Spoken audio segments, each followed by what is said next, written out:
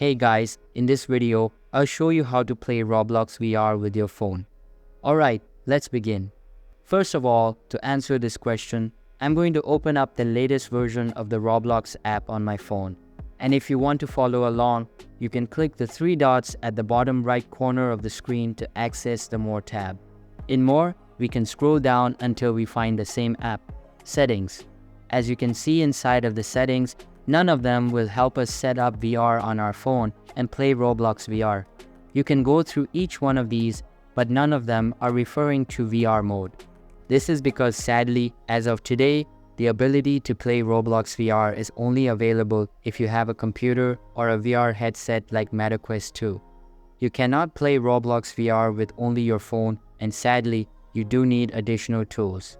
So that's basically how you can play Roblox VR with your phone. And that's it for this video. If you find this helpful, consider subscribing and giving this a big thumbs up. Thanks.